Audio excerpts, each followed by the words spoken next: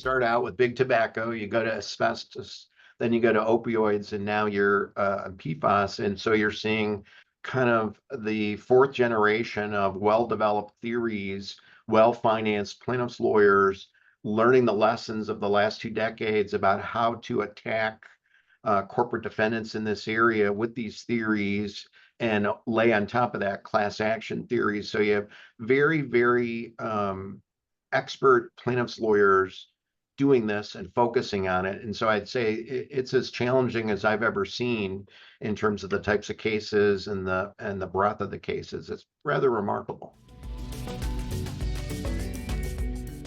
One way to think about it is the business model of the plaintiff's class action bar. Identify the case and file it, certify it, and then monetize it, and do the least amount of work possible to get the greatest return. It's like the Wall Street theory of investment. And so, as Jen will talk about, there's areas, there are some where certification is near certain, other areas where the plaintiff's bar is not doing so good. And what we're talking about right now, products liability, mass tort, it's right on the 72% line. But think about that. It's not even a jump ball. 7 out of 10 cases, if That's not a lot, are being certified. So that's homework, that's preparation, that's skill, picking the right case, picking the right theory to maximize the potential to certify it. So that study that we do annually that we talked about, a very popular and important telling chapter is on class action settlements. I'm a believer that you can tell a lot about the state of the market and what's going on by settlements. Why is that? Well, I think success begets copycats in the class action area. And so where you see the plaintiff's bar beginning to score settlements or significant settlements, you have other people entering the space, filing their own lawsuits. And what we've seen in the last 2 years are higher settlement numbers than ever before. The last 24 months, 51, or in 2023, 51.4 billion. In 2022, 66 billion. And that's driven by mass tort and product liability claims, both the subject area we're here for and opioids. And so 20 years ago, the only analog was when there were big tobacco class actions and enforcement actions brought by attorney generals, where you saw billions upon billions of dollars paid. In the interim, you could count on one hand, usually 1, 2, or 3 billion-dollar settlements per year, and the amount would be 4 to 5 to 6 billion in all the areas. Then all of a sudden we have this jump when we had the big opioid settlements, but then you're seeing it in other areas, like a securities fraud case over $1 billion, an antitrust case over $3 billion. And so it's the renaissance right now with the plaintiff's bar, and it's, by way of my thinking, the biggest transfer of wealth in the history of American jurisprudence has occurred in the last 24 months. Now, we monitor on a daily basis, and if you look at the period of January 1 through June 30, the first 6 months, we were at 33 billion. So we're on track for a third year in a row to have these blockbuster numbers. And what it has done is fueled the growth with plaintiffs' firms using things like artificial intelligence to bulk up the way in which they litigate the cases. Jen and I spoke at a conference in New York City on mass torts and products liability. And at the keynote address, a plaintiff's lawyer said the following, which I thought was rather remarkable.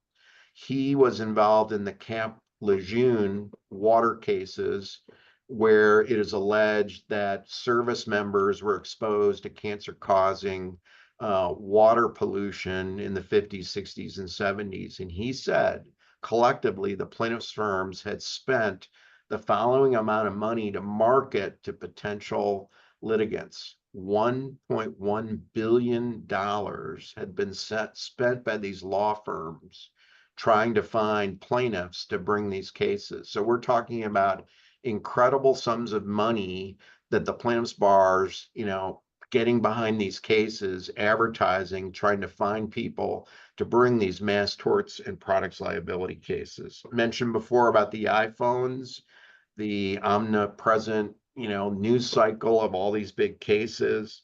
But if you break down just last year, the 51.4 billion, you're talking about, a couple of billion per month and over $100 million per day being paid in class action settlements approved by court.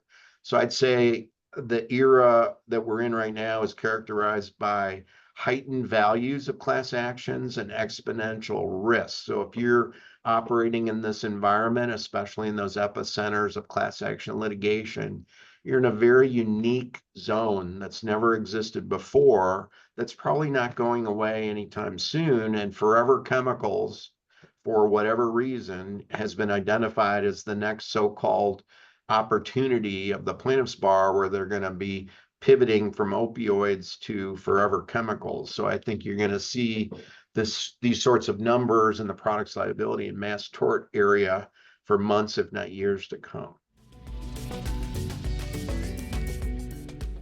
Talk to us a bit about PFAS. Like what do you think's driving it and what's going on here? We've been seeing PFAS cases for probably almost a decade. Plaintiffs have been filing lawsuits over alleged environmental health consequences associated with these chemicals.